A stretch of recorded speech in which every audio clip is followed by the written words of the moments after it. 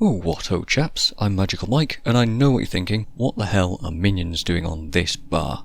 This is a dervish build for heroes, or you could run it yourself if you wanted to, that uses Avatar of Dwayna and a bunch of flash enchantments to keep a consistent flow of shout-ranged ally healing going. Let's ignore the minions for now. I've seen variations of this build here and there before, and it seems surprisingly not that popular for how effective it can be. Like and subscribe while I explain. The hero doesn't seem to truly understand that it is in fact a healer, so we're sort of tricking it into filling that role with our flash enchantment choices that recharge and fall off quickly, avoiding the need for teardown skills and still triggering the avatar's healing effect. With meditation, the hero has some great energy management, allowing it to spam its other skills pretty much constantly off cooldown.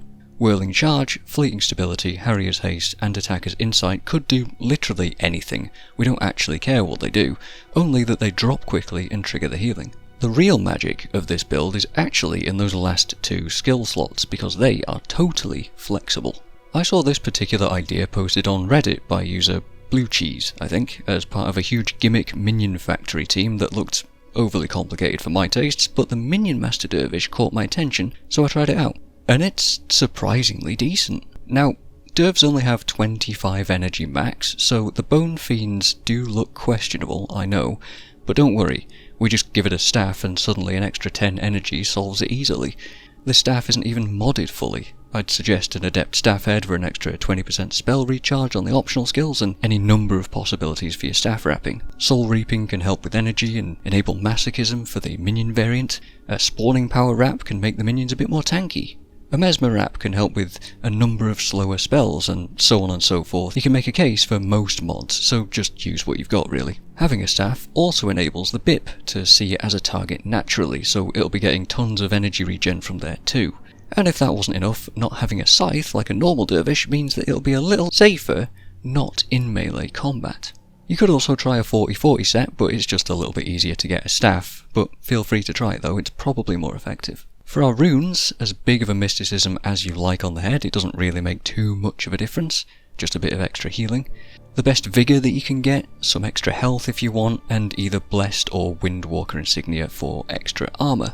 For attributes, slam mysticism as high as it'll go, put a couple of spare points into wind and earth prayers, and put the last 12 attributes into death magic, at least, for this variant. Now let's briefly talk about minions. Teams either love them or hate them, and it's often debated on how much they hurt the Soul Twister if you've got one in the group. You're also not able to use death magic runes or a bloodstained insignia on a dervish, which slows this minion master down and creates weaker minions overall.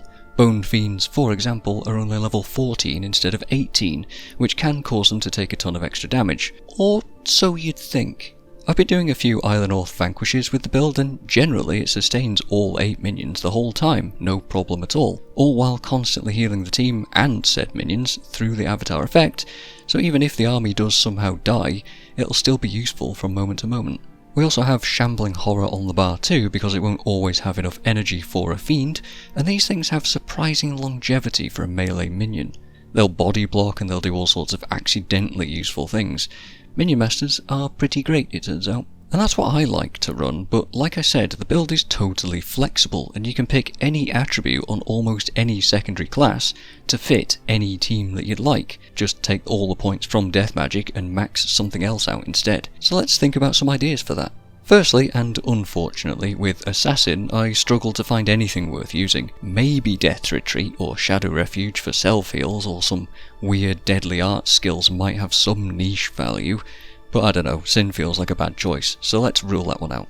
Another not great choice was Warrior. If you swap the staff for a sword and board, giving it a bit of extra armour for example, and letting it be a melee build, it can allow for riposte and deadly riposte in tactics. It's not brilliant, but if you do want a gimmick build for Warrior, then here it is. Ranger feels a bit generic or sometimes maybe situational.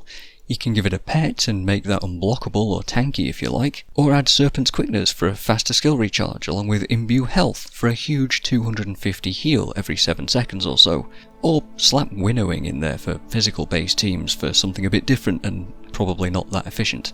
You mostly just delay the healing at the start of a fight if you add Nature Spirits, so not super recommended. You could go Mesmer, but it almost feels like a bit of a silly choice.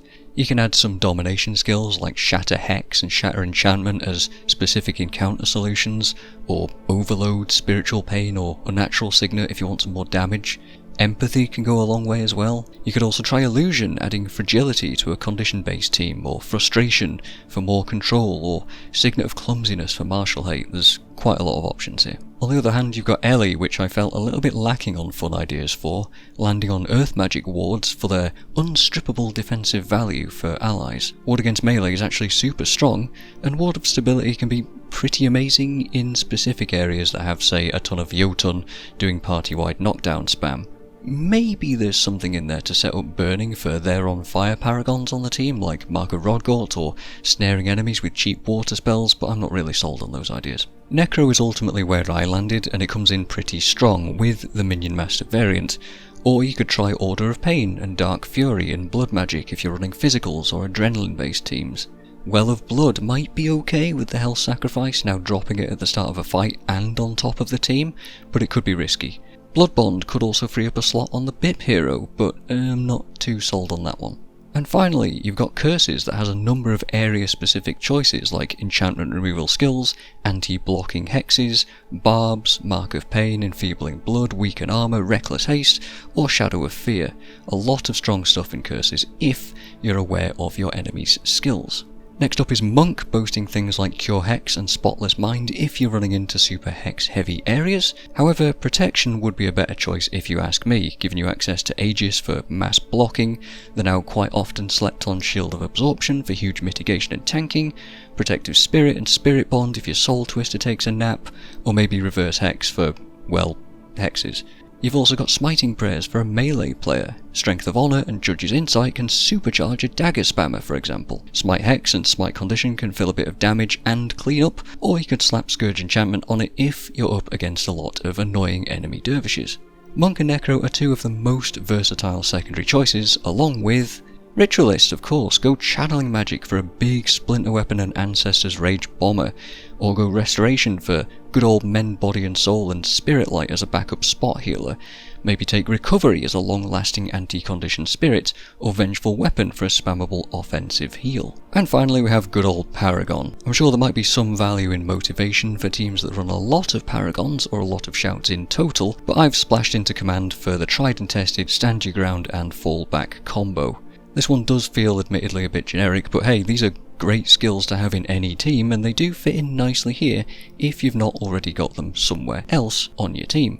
So there you have it. Hopefully I've shown you that the Avatar of Dwayna support Dervish is indeed one of the most versatile builds that I've come across, and I just wanted to talk about it. So go and try it out. It's easy setup, it's super cheap, and it's super useful in pretty much every team. Go and see what strange niche you can have it fill for your team. And I think that's about everything I wanted to say. Alrighty then, go and have fun. See you guys next time.